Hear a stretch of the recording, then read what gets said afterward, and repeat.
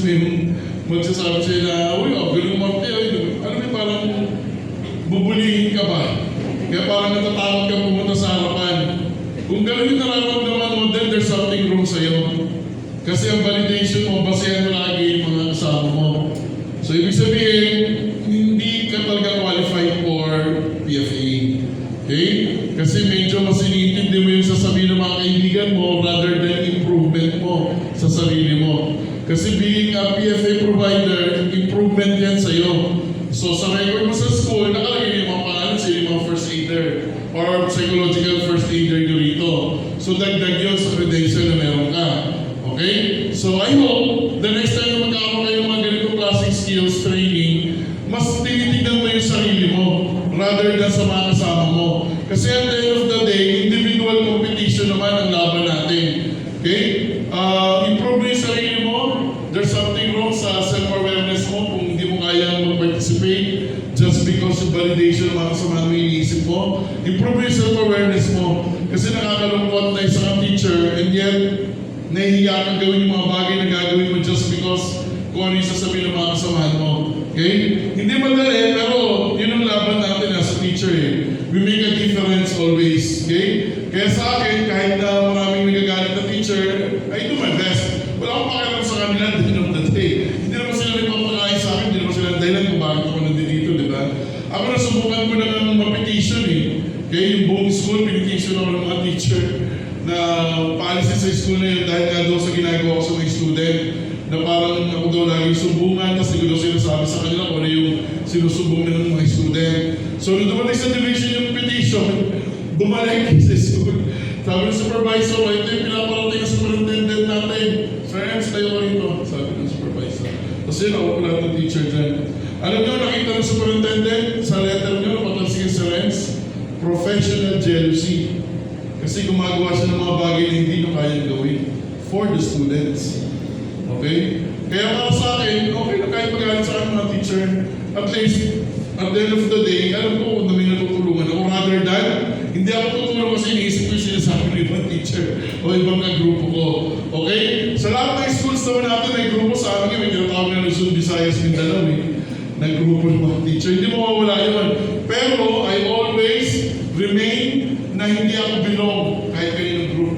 I stand alone, okay? Para mas maganda yung improvement ko sa sarili ko. So let's continue. Okay? So, yung mga nag-participate, okay, ito yung questions natin kung paano yung experience natin. Okay, na maikinig tayo. Natuwa ko doon sa kanina, no, yung kailang madam dito, kasi nakita ko sa kanya yung normality, na yun talaga yung nangyayari, yun talaga yung reaction ng isang bata, na hindi mo na makatingin sa kanyang teacher o sino man yung makakausap sa kanya. Sobrang galing ng kanilang pinortray to the fact na talaga yun yung makikita mo sa actual conversation ng isang teacher at saka ng isang estudyante. Okay? Ganun din naman halos doon sa iba, halata lang na nahihiya sila, pero tinitignan ko kasi dito yung kakayahan nila na gawin yung PFA, which is halos lahat naman halatang kaya nila gawin. Parang mga natin yung mga nag-portray sa harapan natin. Okay? So, let's continue yung discussion natin.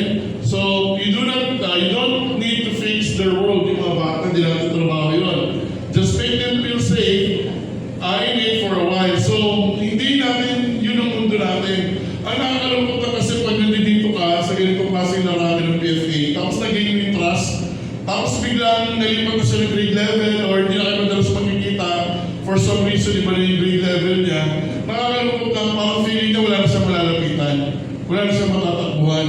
Meron ako isang case na nahawakan before na nalungkot ako yung nabalitaan kung naging worse yung student nung nawala na ako doon sa school kasi nga naging assistant principal na ako, nalipat na ako so hindi ko na hinahawakan yung guidance office. Nung binalitaan ako, nalungkot ako kasi sabi niya sa akin, alam mo sir, nung nalaman niyang wala ka na, kasi may session kami, then nirefer ko siya sa isang guidance eh. Alam na naman sa bata, ano na siya sir, madalas na siya nagsha-shoplift, may kaso na siya ngayon, tapos nagpatakbo siya sa leg niya, tapos hindi na siya palagi pumapasok. Nakakalungkot kasi hindi ko natapos yung process. Kasi nga bigla ako nalipat na layo yung school na pinaglipatan ko na parang isang malaking effort kung pupunta ako doon. time-consuming, travel, ang layo masyado. Kaya nalungkot ako pag ito yung sitwasyon na pagdadaanan natin. Kung halimbawa yung student mo, for example, senior high, tapos sa ibang college school siya, tapos hindi natapos yung process, tapos ikaw yung trusted adult, tapos malalaman niya, hindi ka lang niya makommunicate, hindi na agad kayo makapag-usap palagi. Medyo mararamdaman mo din yung konsensya, yung conscience. Pero sabi nga natin kanina, hindi naman natin mapifix talaga yung mundo na meron sila. Okay? Paramdam na lang natin yung safe, yung pag-uusap nyo, at yung experience niya nung nakausap ka niya. At I do hope naman sa inyo, pag kayo naka-encounter ng mga estudyante, I do hope na kung kayo maging trusted adult nila, sana hanggang sa pag-refer, hanggang sa ma-process yung emotion na tutong kayo. Okay?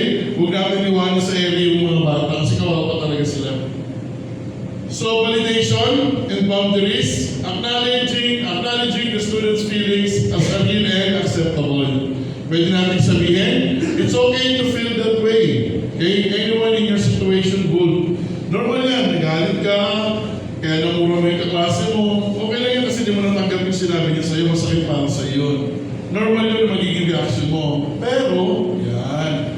Okay? Mas maganda na may process natin ito at okay lang po sa'yo, may refer kita sa guidance para mas lalo maintindihan yung emotion mo para mo siya i-manage next time na hindi ka agad nagagalit, na hindi ka agad nagmumura. Ngayon, kung mapapansin natin, no, di ba kung napapansin nyo sa social media, pag nanonood kayo ng mga laro ng mga basketball, lagi may away, nanonood niya. Laging nagiging normal yung away sa mga basketball court, no? So sa amin, sa larangan ng psychology, nakikita namin doon yung mga unprocessed emotion. Na itong mga lalaki na to, may mga unprocessed emotion, doon nila nilalabas sa court. Na konting-kanti lang, sunto ka na agad. Kuyog ka na agad. No, nakakalungkot itong mga ganitong pangyayari na lumalaki itong mga tao na to na hindi na ma-process. At ito rin yung reason, pag ikaw ay adult na meron kang anger management, na pag tinanong ka ba't palagi kang galit, hindi mo mag-gets, hindi mo malaman, hindi mo masagot, bakit ito palagi galit? Usually, unprocessed emotion yun. Mula nung bata ka.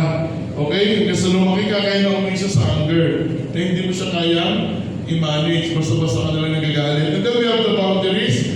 Balancing empathy with professional distance. You care deeply but you are not their therapist. So medyo mag-create ka ng boundary, ha? Baka mamaya sobrang na-touch sa iyo bata na parang ikaw na yung nakikita niya lakas palagi. Kasi madidrain ka rin kung palagi madidrain, emotionally drain mga mangyayari sa iyo. Okay? Kaya isipin mo na lang na hindi ikaw ang therapist nila. Ikaw lang yung naging bridge para madala siya sa tamang authority. So pwede natin sabihin to, I care about what you're going through and I want to help you connect with our counselor.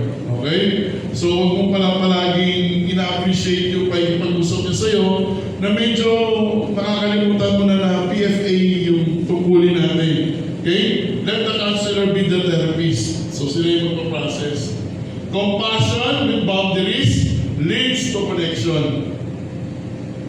Boundaries without compassion lead to detachment. Okay? So isa sa pinakamagandang maunawaan natin, okay? Kung gusto natin kumonek, may boundaries kasi may referral system tayo. Pero pag may boundaries tayo, wala namang compassion, madidetach din yung communication natin sa bata. Okay? So, Sounds of Silence, itong gagawin natin na to ay isang activity na kung saan iisipin lang natin yung mga panahon o yung mga bata na meron tayo. Okay? So, ang hilingin ko lang sa inyo, close your eyes for 1 minute. 1 minute.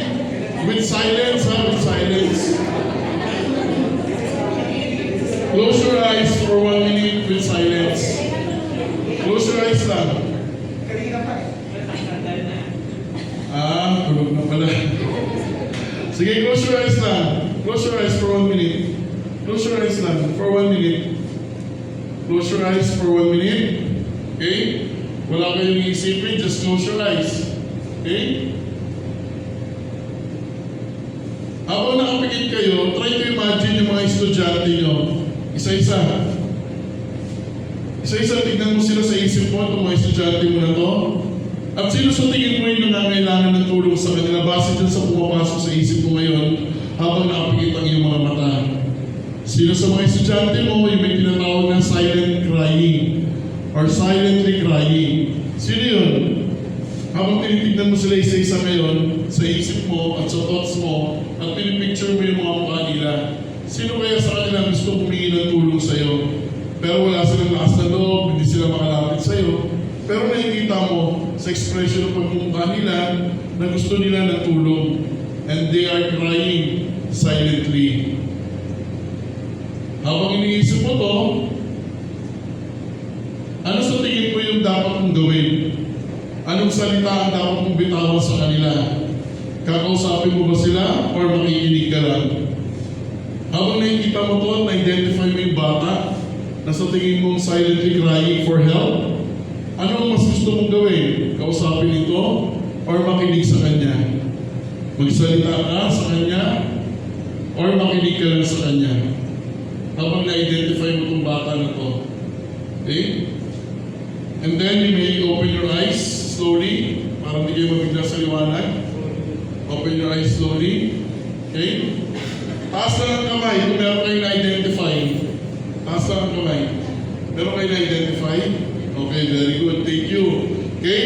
So, nung na-identify niyo yun, pumasok ko sa isip niyo na bigla na parang, bakit kayo hindi ko sabi ko bata na ito pakinig sa kanya? Pumasok yun sa isip niyo. Pumasok ko, thank you so much sa reaction niyo. Kasi meron, usually meron. Hindi lang natin nabibigyan ng importansya. Listening is not about finding answers. Pag nakikipag-away tayo, di ba? Para tayo nakikipag-debate, hindi pa siya tapos gusto natin i-rebate agad. Di ba? Hindi listening yun, di ba? Pero sa listening, it's not about finding answers. Okay? It's about creating a safe space where pain can breathe and hope can enter. Okay? Yun ang importante pag pinag-usapan natin ng listening. The greatest act of psychological first aid is not what you say, but how you make them feel, see, heard, and be safe. Okay? Kaya sa usaping safe space, it's not about the space. Kahit ito sa batas ng RA 11313, yung bawal bastos law, Safe Space Act, hindi naman specific na sinasabi space yung pinag-uusapan. Pwede ng safe space ikaw mismo sa person. Na pagkausap kayo safe, magkwento sa'yo. Hindi mo siya husgahan. Yun yung isang meaning ng safe space. Kaya pwede ikaw mismo safe space ka rin isang bata.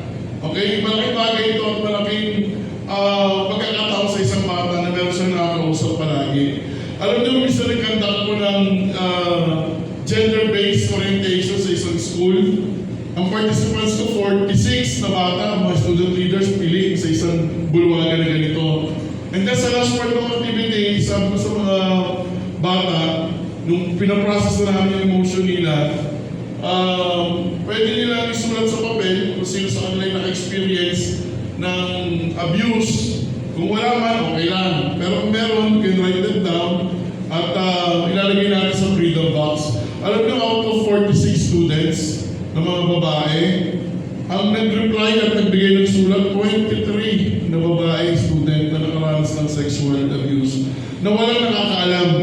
Hindi alam ng magulang nila kasi nga panakwento sila, sasabihin, kamag-anak yan, hindi pwede reklamo, hindi pwede i-demanda.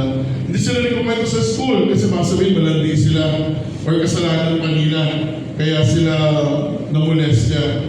Alam mo, when it comes to harassment, kahit pa paado, dahil ko sinasabi sa mga audience, sa mga participants, hindi natin dapat sisihin ng isang babae just because naka-miniskirt siya. Just because plunging neckline. Just because revealing yung kanyang suot kaya siya nabastos. Walang kinalaman ng suot ng babae kung siya ay mababastos o hindi. Nasa isip ng isang lalaking bastos kung gusto niya bastosin ng isang babae. Okay? Kaya nakakalungkot pag yun yung nire-reason out natin. Halimbawa, sa isang estudyante, sasabihin natin, kasi kita mo naman yung tsura mo, kung nag-lipstick ka pa, so tingin sa'yo, malandi, ito rin, niloloko ng mga klase ng lalaki, hinihipuan ka. Mali. Kasi walang kinalaman yun. Just like with the mga adult na babae. Kasi minsan, pag naibitan ako magsalita nasa participants ko tungkol sa gender-based, ang mga participants babae, lalaki, minsan sinasabi ko sa kanila, Katulad ikaw, may asawa ka, lalaki ka, magsiselos ka sa asawa mo pag nag-make up, nagpaganda, tapos may pupuntahan siya, sabi mo, sobrang make up mo ha, baka lang may pinagpapagandahan ka. Sabi ko, mali, thinking na yun. Sa pag-aaral sa psychology, ang babaeng gusto mag-makeup, gusto mag-ayos, hindi niya ginagawa yung automatic para sa isang lalaki, sa kapwa babae. Kasi gusto niya sa lugar na yun siya yung mas maganda. Gusto niya siya yung mas sexy. Gusto niya siya yung head turner sa kapwa babae. It's not automatic, men. Sabi ko sa kanila. Kaya nga mga babae, isa pag nakita nila maganda yung lipstick ng katabi nila, mayroon pa ng lipstick mong ganda. Saan mo nabili yan? Yun yun. Na parang gusto nila next time, gano'n din sila aganda. Kaya bibili sila ng gano'n. It's not about men. Always, it's not about men. Okay? So gano'n din sa mga estudyante natin. Okay? So, the greatest act of psychological first aid is not what you say, but how you make them feel, seen, heard, and seen. So last session natin, session 4. Tuloy na natin ha. Pwede naman kayo mag-CI, no? Tuloy na natin. Okay lang? Okay, sige. This is our last session.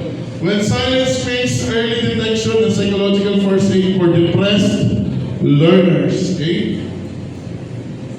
This session emphasizes the early detection, intervention, and referral. Okay? Through the lens of psychological first aid. It equips educators to recognize risk indicators, respond calmly and appropriately, and link learners to the right support system. So, ngayon, maunawaan na natin, bilang PFA, hindi natin trabaho mag-counseling, hindi tayo therapist, referral.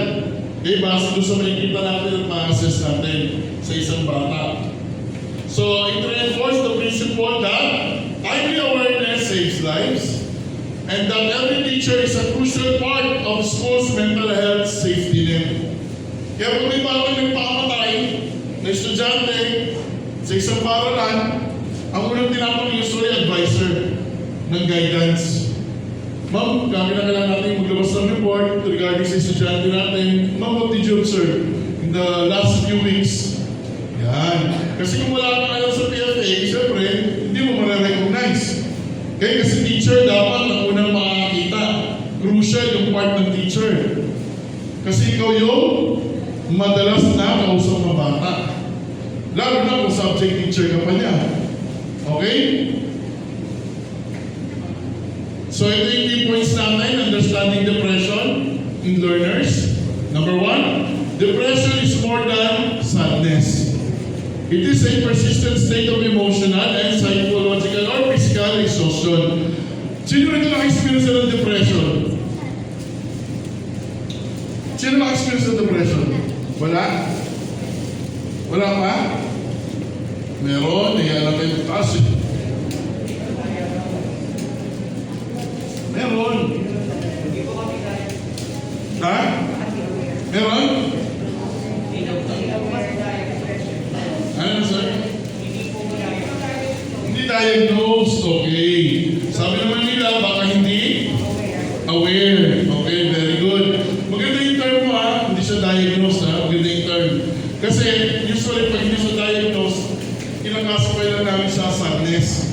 Kaya sabi nga, depression is more than sadness. Now, para malaman mo na depressed ka sa sarili mo, pwede mo rin gamitin ito as validation.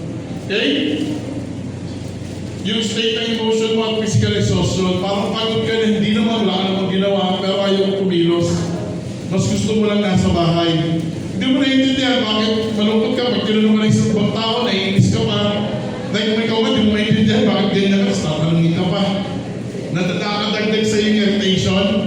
Okay? Bahagi dito yun. Okay? Para ma-identify natin. So, pag sinabing persistent state, continuous, palagi na nangyayari. Okay? Hindi siya yung ngayon, na-depress ka. After 1 week, 2 weeks, wala kang depression. Nung nalaman mo din yung sweldo, na-depress ka ulit. So, definitely, hindi siya depression. Okay? So, hindi siya depression. Kasi dapat persistent. Pwedeng, ngayon, masaya ka, mamaya, malungkot ka na naman. Bukas, gano'n naman yung routine. Okay?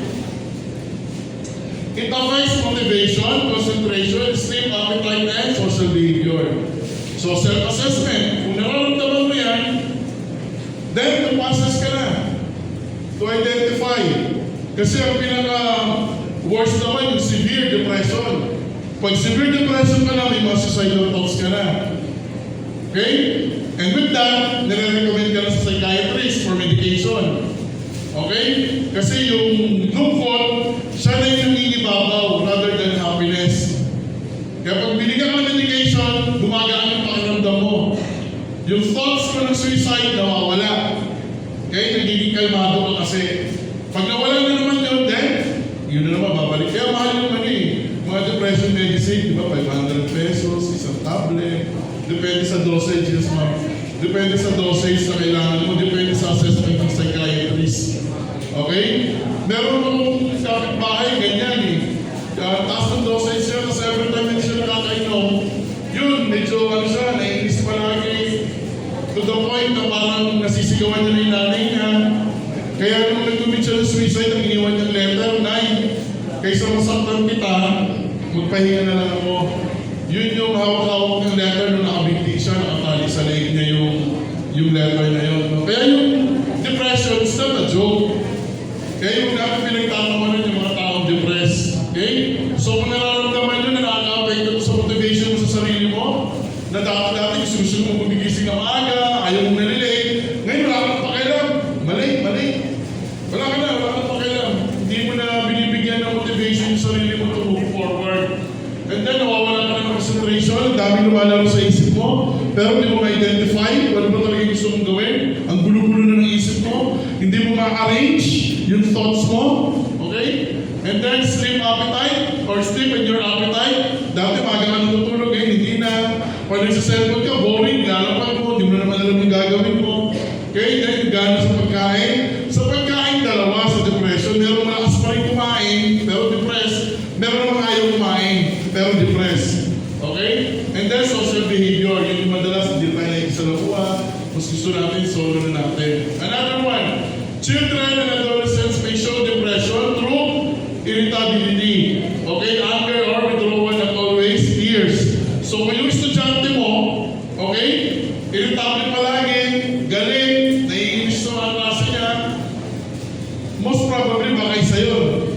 So recommend natin para ma-assess kung may depression ba siya o wala. Okay? A student once thought was just a lazy or disrespectful could that have been distressed in disguise. So yung sa estudyante natin, akala namin tatamad-tamad, hindi gumagawa ng assignment, may pa-activity ka, ayaw gawin ng activity, baka naman there's something wrong doon sa estudyante. Huwag agad tayo magalit. Okay? Huwag natin agad sabihin na, di ba pinagsusulat kita? Bakit nakatulala ka lang? Ha? Sino po ang salita? Nagpapaya siya sa klase. Wag, please don't. Please huwag natin gawin yun. Okay? Kasi baka mamaya distress in disguise yun. Okay? So ito yung common signs na pwede natin makita sa behavior, withdrawal from mga kaibigan niya. So sa emotional, hopelessness yun, ang nawawala sa kanya. Physical, fatigue. Wala naman siyang ginagawa, pero parang pagod siya. Sa academic, okay, usually bumababa yung grades niya. Next, crying or irritability. Sa emotional nun, low self-worth, yung pagpapalagay sa sarili masyado mababa. Paano yan? Pag bumagsak ka, okay lang. O di ka makakagraduate, grade 12 ka na, okay lang. Yung gano'n, wala kang sense na, there's something wrong. Okay? Then, lack of focus. Then, sa behavioral, giving away belongings, ito yung binanggit ko sa inyo kanina. Okay? Sa emotional, there's some guilt or shame, baka kasalanan ko, baka siguro mas mabuti na mawala ako. Pag wala ako, siguro magiging masaya sila. Siguro ako lang dahilan, hindi ko bakit ganito yung pamilya namin eh. So siguro mas maganda, wala na ako. Yan, yung mga ganyan klase. Okay? And then, explain pain.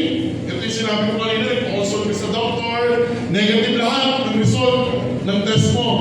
Yan, usually sabi ng doctor, consult sa psychiatrist or psychologist. Okay? Then, absenteeism. Binanggit ko rin kanina, okay, baka mamaya yung palagi pag-absent ng bata, may kinalaman na sa depression. Okay, kasi napahiya siya sa school, o sa school nag-trigger. Okay, kung ano man yung nararamdaman niya hindi maganda. Self-harm. Okay, ito yung mga nakikita niyo sila po kayo, mga nag-drawing ng tattoo, yung iba naman nagsusugat. Okay, mga bata, mahilig sila sa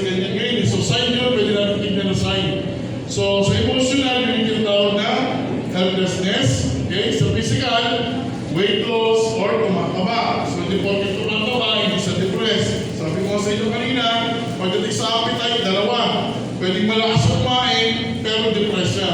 Pwede rin din na siya kumakain at depressed din siya. Okay? Kaya minsan pag may mga kumakain, huwag natin sasabihan na, lakas-lakas mo naman kumain, tao-tao. Wag. Kita yung subukan yung sinasabihan nila pag depressed yung tao, titingin lang sa inyo seryoso. Pero hindi mo sasalita. Titignan ka lang nila seryoso. Yung tingin niya sa'yo, ibig sabihin hindi mo ako naiintindihan. Kaya may tinatawag tayo stress eating. Narinig niyo na yan? Yun yung sinasabi natin when it comes to appetite. Okay? And then, loss of motivation. So, risk natin. Number 1, risk of bullying or peer rejection. Number 2, family conflict, neglect or abuse. Next, academic pressure or failure. Kaya ngayon, sabi nga nila, isa sa hindi maganda na di-develop daw sa mga kabataan ngayon because of technology, yung tinatawag natin na emotional resilience. Yung to bounce back yung emotion, yung masyadong mababa, masyado silang mahina, parang easily giving up. Isa daw yun sa pinaka-challenge sa atin. Kasi yan talaga yung nabibig sa mga bata ngayon because of technology. Hindi ka talaga umaraw, pag pinausap ka ng tatay mo, pinahiwa ka ng lolo mo, talagang face-to-face. Kaya mo yan. Ngayon, hindi na eh. Sa social media na lang nila nakikita.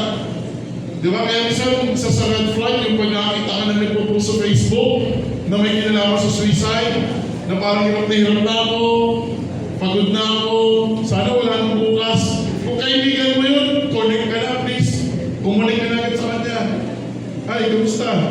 Kita ko yung post mo Gusto mo may kausap? Gusto mo ba pasyalan kita? Gusto mo kita tayo? Kumunik ka na agad. Pag nakita mo yun, ang daming ganyan na nagpo-post na nagpaparamdam. Okay? So, nasa sa inyo yan. Pero ito, kumunik kayo. Then, loss of loved one. Yan, namatay. Kung sino man yung pinakamamahal niya. Meron akong kilalang teacher. Lately lang siya na found out na severe depression. Namatay yung anak niya 2 years ago pa.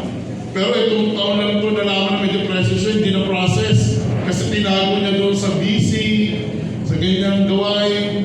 Tapos pag bigla walang pasok, doon nag-trigger. Kasi hindi siya busy. Kaya nung nag-usap kami dalawa, sabi ko, Ma'am, unprocess kasi yung emotion mo. Sabi ko, Ma'am, itatanong ko sa iyo ha. Okay lang ba, personal? Dalawa lang kami, sige sir. Sabi niya gano'n. Sabi ko, ano yung maling salita mo nung namatay yung anak mo? Alam mo, umiyak na siya. Magulgul siya ng iyak. Alam ko agad na yun yung reason, yung unprocessed emotion na hindi siya nakapag-say goodbye doon sa aksidente kasi. Bumiyahe pa sa aksidente. Walang say goodbye kung gano'n na kamahal yung anak. So unprocessed yun. Kaya nung lumabas na yung depression niya, yun na, hindi siya nagtuturo. Hanggang sa nakating yung report na naupo lang siya. Kahit nag-iingay yung mga estudyante, tulala lang siya.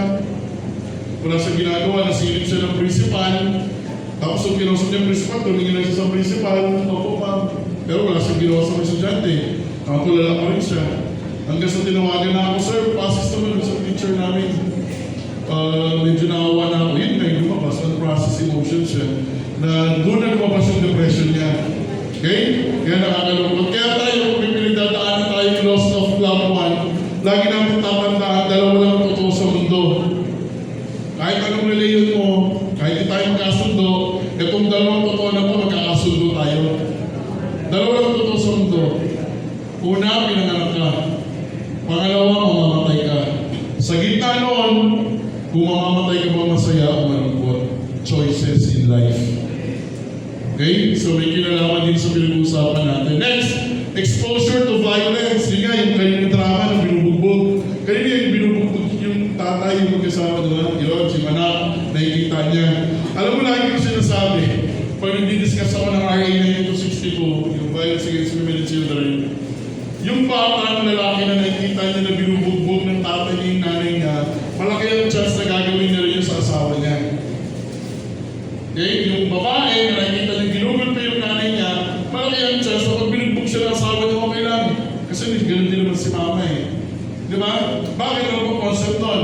Ang ginagawa ng matanda, nagiging tama sa mata ng bata. Hindi nila nakikita yun na violence against women pala yun, or violence against children pala yun. Okay? Isa yun sa pwedeng dahilan ng depression ng isang bata. Dahil ang nahihiwalayan, alam mo, sobrang hindi ko maintindihan bakit may mga nanay at tatay na basta-basta na naghihiwalay. Alam mo, sabi sa pag-aaral, swerte daw ngayon ng mga mag-aasawa, ito ngayon lang, ito ngayong generation. Swerte daw kung tatagal ng 10 years yung relationship. Ganun ka-vulnerable ang family ngayon. Okay? Normal ang breakup ngayon sa family. At wala silang pakialam sa mga anak. Na yung breakup nila pwede magdulot ng depression sa bata. Kaya minsan natanong sa mga asawa, sabi sa kanila, okay lang mag-breakup kayo. Okay lang. Tapos na yung relationship nyo, hindi mo pala mahal, you found out one day na nagmahal ka ng iba, okay yun. Pero ang tanong ko ito, bago ba kayo naghiwalay, kinausap niyo yung anak nyo? Sinabi niyo ba sa kanila, na si tatay lang, tsaka si mama maghiwalay ha, pero mahal na mahal ka ni mama, mahal na mahal ka ni papa.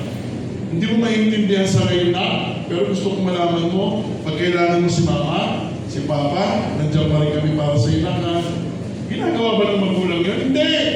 Magugulang na lang yung bata, pag-ising na kinabukasan, wala na siyang tatay, wala na siyang nanay, broken family na. Hindi wala man lang naggabay sa kanya. Hindi wala man lang nagbigay ng heads up na maghihiwalay na pala ang magulang niya. Kaya nakakalungkot. Kaya pagpasok sa school ng bata, affected yung behavior niya. Kasi dati siya may nanay tatay eh. Tapos ngayon wala na. Tapos magpapatawag ng PTA meeting, ang dadating na lang lola. Tapos may ingit siya sa ibang kaklase niya, nandun yung nanay. Diba?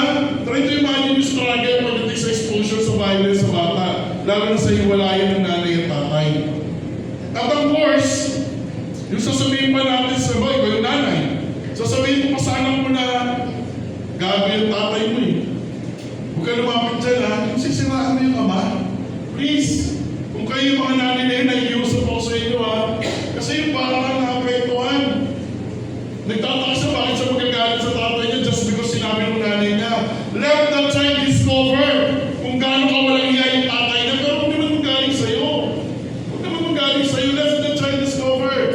Para ma-realize na, kaya pala yung wala ni mama eh. Ganyan ka eh. Let the child discover. Pero huwag naman magaling sa inyo. Na ma-realize ng bata pala na hindi naman pala totoo. Di ba ang hirap yung process no, sa emosyon ng bata? Na nagiging apekto ng depression niya. At sa mismo later on, hindi niya marirealize, bahagi na rin pala siya ng violence. Okay? Social media comparison or cyberbullying. Malalaman mo sa isang estudyante pag siya apektado ng social media. Wala siyang profile pic. Kasi pag naglagay siya, bubulihin siya, pangit, hindi maganda. So pumapasok yung cyberbullying. Kaya mo kasi pag estudyante mo walang profile pic, sumama mo siya tanongin, dapat walang profile pic, wala po makita ang picture mo eh. Diba? Kasi ang validation, likes and heart. Pag naglagay siya ng pic at walang heart, walang like, at may comment pa rin hindi maganda, or sa group chat, may magsasabi na, lagay po ng profile pic, pangit naman. Kahit hindi siya pakalanan, alam na siya lang naman ang kalalagay ng profile pic. Bahagi yun ang problem natin dito sa social media at sa cyberbullying. Red flag yun. Lalo mo naka-experience na itong bata na ito, kaya yun ang maglagay ng profile pic. Ganon ka lakas ang influensya ng environment ng social media. Kaya mahirap sumabay, mahirap lumaban kasi kalaban natin social media. Internet ang kalaban natin. Then protective factors, syempre kinakailangan supportive teachers. Supportive connectedness mula sa family. School belongingness. Kapag pumasok yun dito yung bata, feel na safe siya sa school.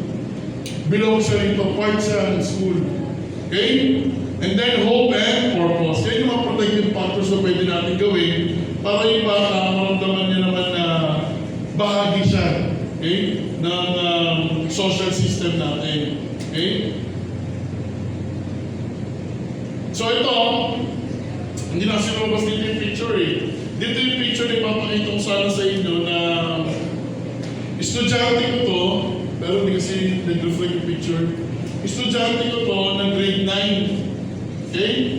So, nag-discuss ako, nagsasalita ako, ganyan-ganyan, social science. And then, magawa ko ng activity. Sabi ko, sige, you have 15 minutes, accomplish yung activity na yan. And then, habang gumagawa sila siyempre, as a teacher, ikot ako. Then, pag-ikot ka pagdaan sa kanya, nakita ko agad, red flag yung ginagawa niyang drawing. Then, hindi ko sasalita. Hindi ko sinabi na, ano yung pinapagawa ko sa yung hindi, kaya ko lang. Lakad ulit ako, ikot. To verify, doon naman ako dumaan sa kabila, para sa likod ako magagaling. So, nagaling ako sa likod, hindi niya alam, tinitignan ko yung drawing niya. So, nakita ko talaga, sabi ko, patay tayo, sabi ko. So, in-approach ko siya, sabi ko, uy, may drawing mo ah. Sabi ko, may talent ka sa pagdodrawing. Tapos umiti lang siya sa akin. Sabi ko, pag may time ka, tignan ko yung ibang drawings mo. Tapos kwento ko sa akin, ano meron doon sa drawing. Yes sir, gumano lang siya. Tapos tingnan siya yung store ko. Tapos drawing ulit siya. Siguro mga 3 days thereafter, doon siya kumatok sa guidance office. Dala-dala yung sketchbook niya. Sir, papakita ko po sa inyo yung drawing ko. Sabi ko, oh, that's good. Sabi ko, galing mo siya mag-drawing eh. Okay? So, nung pinakita sa akin yung drawing ko, ano ko isa-isa yung images ng mga drawings niya. Tapos umiyak lang siya, sir, ano to, napapanigilipan ko. So, ito yung nightmare ko. Tapos, sir, ito yung nararamdaman ko dito sa school. So, yung mga image niya, konting tao, gumamit kasi siya ng red and black. So, sa akin, red flag yun. Yung 2 colors na yun, pagdating sa depression. So, image na black na tao, na kayo, tapos may tali. Tapos yung image yan, natutulog na babae, tapos parang merong monster na kamay na pababa, pupunta sa kanya. Okay? And then, merong monster sa ilalim, tapos merong mga kamay na nakaturo sa isang mata. Tapos meron siya doon, nakatingin siya sa salamin, drawing niya, tapos may nakalagay na word na depressed. Yung word na nakalagay. Then, nayaman ko yung kwento niya isa-isa. So alam ko na agad, I need to do something kasi red flag na siya for depression. Alam mo, nung tinanong ko na, nalaman ko na lahat nung kwento niya, base sa side niya, nung pinarasas ko na, at dumaan na kami sa therapy, victim siya ng rape ng tatay niya. At yung monster na yun, yun yung pag natutulog siya, iniipuan siya. Yun yung reflection, yun yung nightmare niya palagi. And then, pag nasa school siya, feeling niya, walang naniniwala sa kanya, kahit pag-ibigin niya, hindi naniniwala. Kaya yung mga kamay na apuro sa kanya na parang kasalanan niya pa kung bakit nangyari sa kanya yun. So, nung nalaman ko yun, pagkatapos sa share process, nag-coordinate ako sa VOC namin sa barangay. Nagkaroon ko ng case conference kasi sabi ko, pag nalaman ng tatay, sabi ng bata, maghiwalay yung magulang kasi yung unang sumbong niya sa nanay na nilalambing niya yung tatay niya para baliktad pa yung kwento. Parang gano'n. So, sobrang naawa ako sa bata na nung nag-usap na kami ng vow at kung yung gagawin na sa SWD, nag-focus na ako doon sa therapy part. Sabi ko, hindi ako papayag nilalabas ng bata na to dito sa school, hindi ko na-process yung nangyari sa kanya. Kasi kawawa kong bata, magtumugtong na to sa mag-senior high school at sa ibang school. So, to cut the story short, na-process ko yun, nagawa ko ng paraan na na-stable ko yung emotion niya. Nagulat ako one day, may mga kausap na siya. Tapos, tinanong ko yung drawing niya, hindi siya nagdo-drawing ng gano'n. And then on the last day, binigay niya sa akin lahat ng sketch niya na yun. Okay? At sobrang nagpasalamat siya, kasama niya yung tita niya, humingi ng kumani sa kanya tita niya kasi nanay yung reason eh, tsaka yung tatay. Pero sobrang natuwa ako kasi naging observant ako. Ganun tayo sa PFA. Okay, maging observant tayo sa bawat ginagawa ng bata. Kasi yung ginagawa niya pwedeng yun yung red flag. Baka nagdodrawing, di mo muna tinignan yung drawing, sinita mo, pinagalitan mo. Kawawa yung bata. Kasi nagsisink na siya ng help. Okay? At ikaw bilang PFA provider, yun dapat yung nakikita mo. Otherwise, isang bata na naman ang may lalagay sa kabaong. Just because nobody noticed. Wala kasing nakialam. Okay? Pero pag nakialam tayo, na-notice natin yan, and we do something about it, isang bata na naman ang sagip natin. Mataas ang ating suicide cases, lalo na sa ating kabataan. Kanina binanggit na ni Ma'am, sa opening remarks ni Ma'am kanina. Mataas ang bullying cases natin, tayo ang kapitan ng bullying cases sa buong mundo. Kaya sunod-sunod yung mga policies na inilalabas ng DepEd. Kung titignan mo itong lahat ng ito, mapapaloob ito kung sino ang bata ngayon sa atin. Okay? Kung anong klaseng bata ang meron tayo ngayon, very vulnerable. weak ang kanilang emotion. Ang dali nilang masaktan, ang dali nilang mag-give up. Hindi sila resilience ng mga bata ngayon. And as an adult, and as a teacher, we need to do something about it. We need to do beyond being a teacher. Beyond. Kasi kung ordinary teacher ka lang, turo, labas, wala kang pakailan sa estudyante, hindi ka makakatulong sa pagbabago natin patungkol sa behavior ng bata. Pero kung ginagawa mo beyond as a teacher, dati yung araw, sasabihin ng isang bata sa'yo, Ma'am, nandito ako ngayon because of you. Kasi nung pinausap mo ako ng araw na yun, kinagabihan na naman, magsisuicide na dapat ako. Pero just because you talk to me and you listen to me, nandito ako ngayon mag-isa na akong doctor. Isa na akong engineer, ma'am, because of you. Extend beyond as a teacher. Malaking bagay sa atin yun. So ito itong mga slide na to, hindi kasi nag-reflect yung picture, kaya mahaba siya. So every detection is a prevention. Every teacher's observation, no, can be a life-saving clue.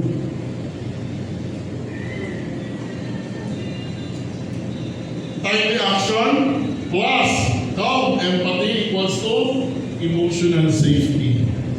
Okay? Key stakeholders natin pagdating sa ganitong programa. Una, of course, teacher. Sila kasi ang first responder. Kaya nalulungkot ako kanina na konting teacher lang ang gumawa ng workshop. Try to imagine first responder ka, wala akong pakailan sa PFA. For crying out loud. Ano yan? Teacher ka na walang pakailan? Di ba? Please don't get me wrong. Please don't get me wrong. Pero importante kasi ito. Makakasave ka ng buhay. Pero mas pinariority mo pa kung hindi sasabihin ng mga kasamahan mo, baka pagtawanan ka. Nalulungkot ako. Kasi kayo ang first responder. Hindi naman guidance, hindi naman dean, hindi naman principal.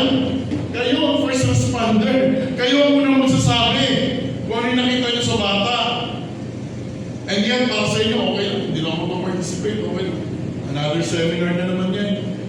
Skills ito eh. Ang pagiging PFA, it's a skills. Tinitrain ka para dyan. Hindi ka magiging PFA overnight. It takes a lot of student interaction para mabuild mo yung matibay ng PFA na isang glance mo lang, red flag yung bata rin nasa likod.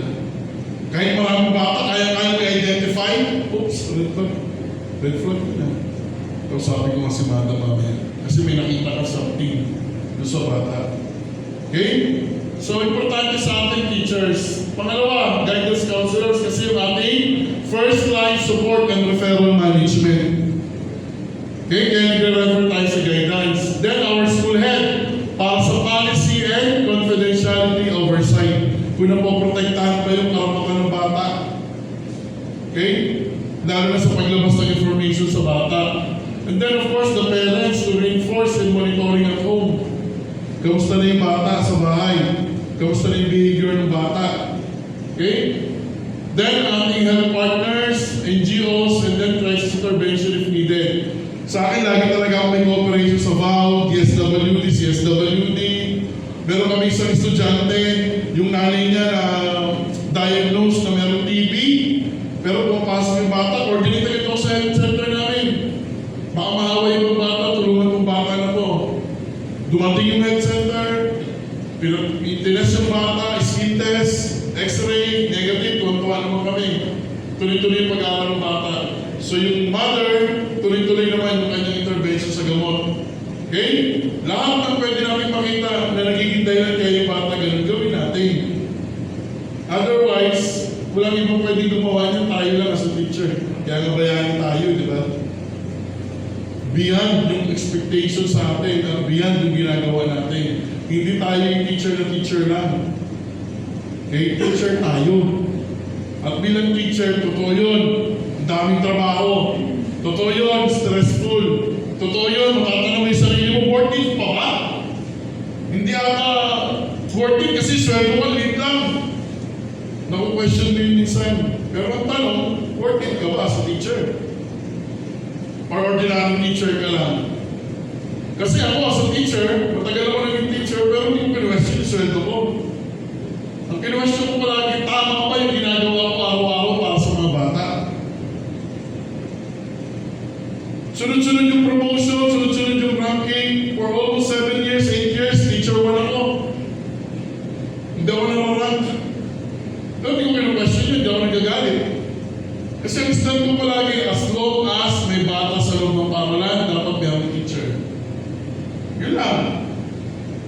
Kasi para sa akin, walang kapantay na salary ang isang teacher. Sobrang bigat ng responsibility natin. Sabi ko nga yung mga humiling ng taasan, across the board increase, 50,000 ang teacher. Sabi ko kahit gawin mo 50,000 yan, hindi lahat ng teacher matino. Meron pa rin lalabas ng Pilipinas. Meron pa rin hindi magtuturo ng tama. Meron pa rin tamad na teacher. Because it's not about money. It's about dedication and commitment as a teacher. Kaya wala tayong katapat na salary. Wala tayong katapat. Kasi mabigat tapatan ng commitment of dedication. Hindi na babayaran yun. And that makes us different from other profession. Katulad ng pinag-aaralan natin ngayon. Diba? Ano pakialam ng mga ibang profession dito? PFA. Pakialam namin dyan. Diba? Hindi ko naman anak yan eh. Bakit mag-aaral ng PFA? Baka yung mga nanay dyan. Teacher lang ako eh. Diba? Pero hindi eh. Bahagi ito eh. Diba? Sa araw-araw ng buhay natin sa Pilipinas, kita mo, pag nabalitaan mo ngayon, halimbawa, matagal ka na sa teaching field. Tapos nabalitaan mo, dati may estudyante, kriminal na. Nabalitaan mo sa estudyante mo, naging politiko, corrupt. Di ba nalulungkot ka? Estudyante ka to ha. Bisa mo tatanong mo yung sarili mo, ano ba hindi ko na ituro dito? Ba't naging ganun yung estudyante na to? Di ba?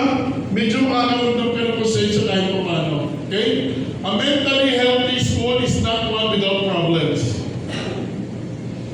It's one where no student suffers alone. Lahat ng school, even Catholic schools, meron silang mental health issue. Pero ang pinakamaganda, dapat walang estudyante na nagsasuffer ng mag-isa lang. Walang estudyante na hindi naririnig yung silent voice niya. Lahat ng estudyante belong. Kaya may isa sa pinakasakin na sabi sa inyo kanina, pag ang guidance office, walang pumupuntang estudyante, there's something wrong sa guidance office. Dapat yan laging dinibisita ng estudyante. Ang guidance office, pag hindi siya safe place para sa student, there's something wrong sa guidance office. Kasi ang first line ng defense naman para sa bata, trusted adult. Kung hindi niya makita ang trusted adult sa level ng mga teachers, the guidance office should be there para ma-identify ng bata. Kaya maganda na may mga programa tayo patungkol talaga rito sa mga bata. At mga teachers, huwag nyo naman iisipin palagi na sinusumbong kayo sa guidance ng bata. Hindi yun ang palaging kwento. Diba? And the mere fact, just for the sake of argument, kayo nga yung sinusumbong, question yourself, anong meron sa inyo para isumbong kayo ng bata? Ask yourself. Pinusok ko ni guidance kanina, parang may something na tawag daw dapat si principal ha. Ano bang nagawa ko? Ano bang mali ko? Lalo na kung ilang bata na nagsusumbong sa inyo. Mahigpit, seryoso, parang strict sa mga policies mo sa loob ng school. Alam mo ang pinaka-child-friendly classroom? Yung policy mo, kasama mo yung bata na gumawa. That is a child-friendly classroom. Pero kung ikaw lang gumawa ng classroom mo, authoritarian ka. Hindi ka dapat teacher. Okay? Kasi ang bata, dahil para sa kanila yung policy, dapat kasama mo sila. Pag late, okay pa sa inyo, patawag ang magulang? Hindi po. Bakit hindi? Paano? Hindi malalaman ng magulang? Ay, opo ma'am, sige po. Policy, pag late, papatawag ng magulang. Pag hindi gumawa ng assignment, anong dapat gawin sa bata? Paluin po, hindi yung mga palo. Ano sa tingin na tama ba yung palo? Hindi po ma'am, masakit. Anong dapat natin gawin pag hindi gumagawa ng assignment? Ma'am, dagdagan ng assignment. Or sabihin nyo rin kay parent. Yun, sige, kayo yung sabi ha. Sabi tayo dito. Diba? Ipaprocess mo lang para ilagay doon sa tama. Pag sinabi nyo, hindi ma'am ganito, bakit hindi namin gagawin yan? Ayaw, sige pala ma'am, gawin natin. Hanggang sa mabuo nyo yung policy. Kung ilang policy gusto mo, 12, 10, classroom, pabala ka. And then, lahat sila pasulatin yung pangalan. Then, stay mo. So, pag ginabag nila yun, di ba kayo gumawa ng policy natin?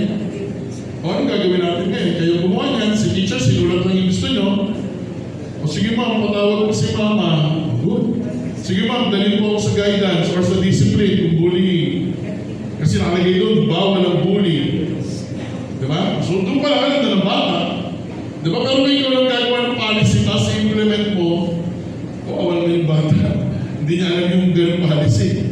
Di ba? I-process natin. Please don't get me wrong, huwag kayong magalit sa akin, huwag kayong magtampo sa akin. Sabi ko nga sa inyo kanina umaga, pag bata ang pinag-uusapan, seryoso ko. Hindi ko dinadaan yan sa biro. Hindi ko gina-joke yan. Kasi bata pinag-uusapan natin, molders of mind tayo. Kung sa bahay, hindi na sila nabibigyan ng magandang attention, hindi pa rin natin sila bibigyan ng magandang attention. Diba? Kung sa bahay, neglect sila, hindi neglect pa rin ba natin sila sa school? Kung sa bahay, silence voice sila, pati meron na sa school, silence voice pa rin.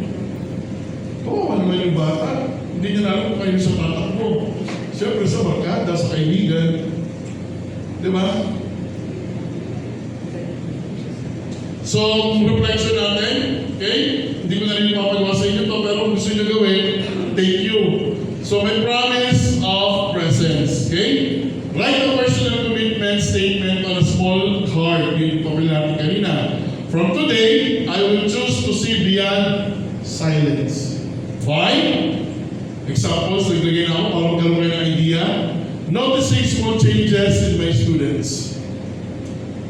Listening with patience, not panic. Referring early, not waiting for crisis. Okay? Pwede nyo gawin to pag uwi nyo sa bahay as a part ng reflection. Tandaan nyo kung ikaw yung teacher na sanay ka ng aggressive ka, hindi ka magbabago overnight kasi nasa personality mo yun. Nasa character mo yun. Nasa character mo yun. And I do respect that. Pero ngayon pa lang, kung magdi-decision ka na gusto mo magbago, so be it. Kasi overnight lang ang decision and choices.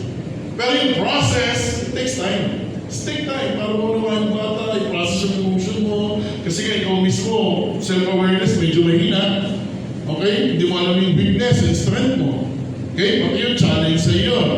Kaya it takes time. Pero naniniwala naman ako na pag pinili mo maging mabuti at karapat-dapat na maging trusted adult na isang mag-aaral, naniniwala naman ako na napakadali mo i-process yan. Napakadali mo magbago. Kasi sabi ko nga kayo umaga sa inyo, yung ugali natin, yung ginagawa natin, usually may kinalaman sa problema ang dala din natin. Hindi natin na-process yung sarili natin problema. Yung anger natin before, nadadala natin. Yung away natin mag-asawa pagdating sa school, nadadala mo. Yung disappointment mo sa bahay, kung ano man yun, for whatever reason, nadadala mo sa loob ng school. Hindi mo siya iniiwan. Kaya napakaganda nung nag-trending isa sa social media, naparoon niyo ba yun? Yung Asian na teacher na nakasalamin na bago siya pumasok sa classroom, hinayos niya yung sarili, tapos nag-smile. Pero habang nag-aaral siya, malungkot siya, bagsak yung balikat.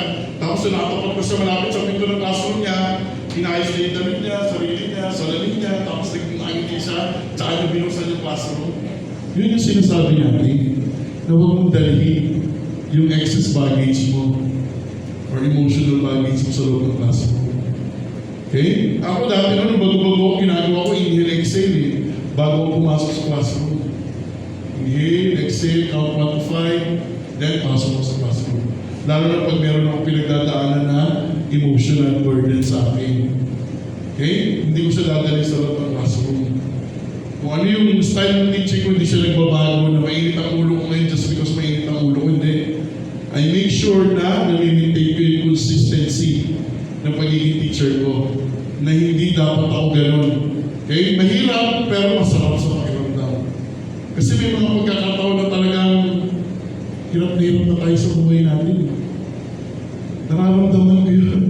May pagkakataon na mag-isa ka sa table mo, gusto mo na umiyak, pero hindi pwede. Papasok mo rin sa classroom, ayaw kawan ka ng mga estudyante mo, kulang ka lang sabihin mo sa kanila na kung alam nila kung gaano kabigat yung pinagdadaanan ko ngayon. Pero hindi mo sasabihin yun eh. Minsan, nauwi siya sa galit, sa inis, napuno ka na, kasi ang iingay nila. Okay? Sa school, sa classroom, isa sa policy ko, pag inaantok ang estudyante, may upuan ako sa likod.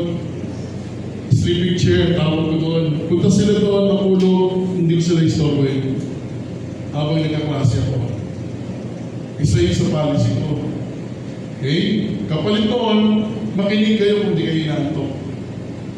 Kung ayaw nyo makinig kay Sir Ems, naiintindihan ko kayo, ayaw nyo makinig, ang gusto ko lang gawin nyo, punta lang kayo yung upo sa likod. Yung maikinig, uupo sa harapan. Okay lang sa akin yun, wala problema sa akin sa kanila. Kaya may mga estudyante bisa na, Sir, nato po ako sa sleeping chair. Then discuss ako. Liberated ang style na pamumuno ko sa loob ng classroom.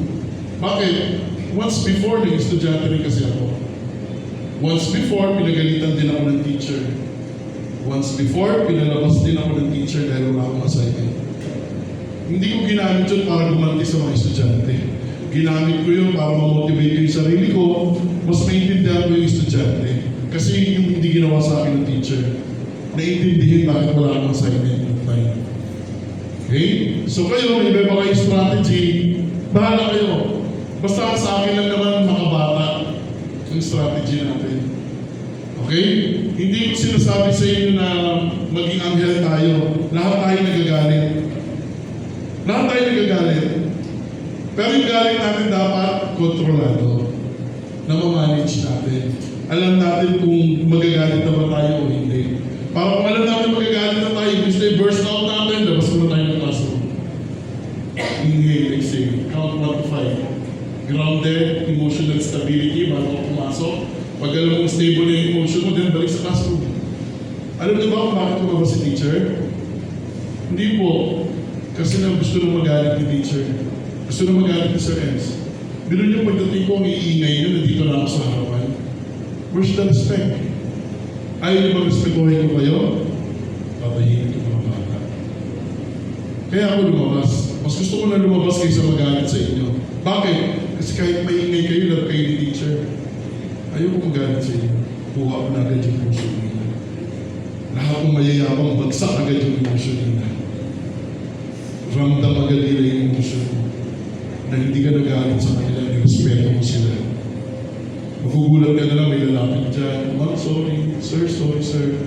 Hingi ng mga klase ko. Sir, di na po namin ulitin. Yan. Okay? Kung kaya kong gawin yan, so be it.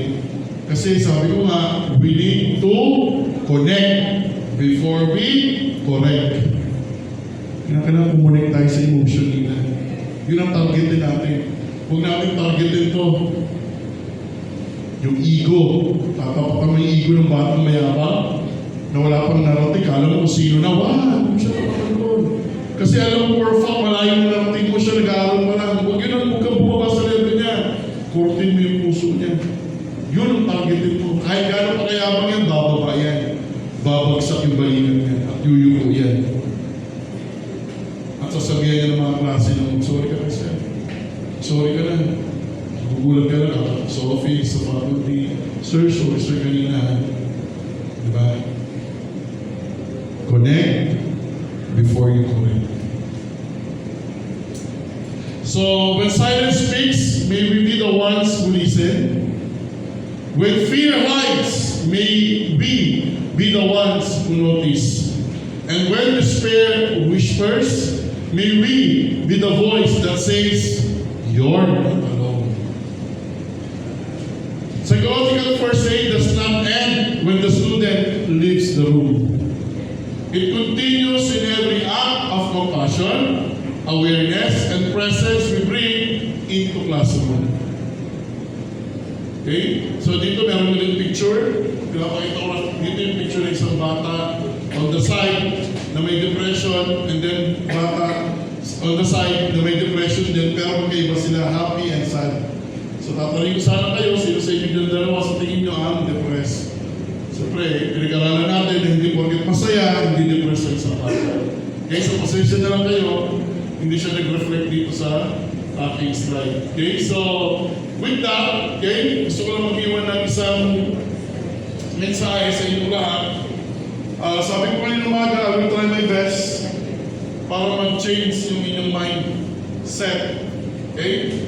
I don't know kung na-achieve ko yun. Kung may iba sa inyo dito, nagbago ng mindset. I don't know. Kailan makakapag sa akin na later on. Pag pumasok kayo next week or pag may pasukan ulit tayo, I don't know kung na-meet ko yung goal ko. Pero isa lang sisiguraduhin ko na alam kong na-meet ko. Nabanggit ko at nasabi ko sa inyong lahat kung ano yung dapat kong malaman patungkol sa first aid or psychological first aid. Alam ko at naramdaman ko na kahit pa paano naapektuhan ko kayo. Alam ko at naramdaman ko may mga nagtampo sa inyo sa mga salitang binitawan ko. At alam ko rin, naramdaman ko rin, marami sa inyo ang gustong maging psychological first aider. And lastly, alam ko rin, at naramdaman ko rin, na may mga gusto na talaga sa inyo magbago. Na iba na yung atake nyo as a teacher pagpasok mo sa loob ng classroom.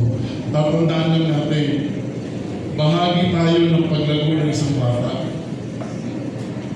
Hindi dapat tayo ang dahilan kung bakit hindi lumalago ang isang bata. Huwag tayo maging dahilan kung bakit may batang ayaw na mag-aaral. Tayo ang magiging dahilan bakit mayroong batang patuloy na nangangarap. May batang gustong maabot yung kanyang pangarap.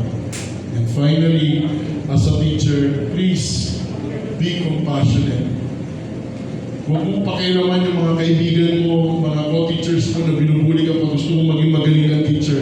Huwag mo hayaan na hinihila ka nila pababa. Pag hinihila ka, petikin mo lang yung paa mo. Then climb up. Be the best that you can be. Na pagdating ng araw, lahat ng estudyante dumaan sa'yo, pag binanggit yung pangalan mo, siyempre, si Ma'am yan. Iisa yung kwento nila. Siyempre, si Sir yan. Iisa yung kwento nila. Sarili mong laban to.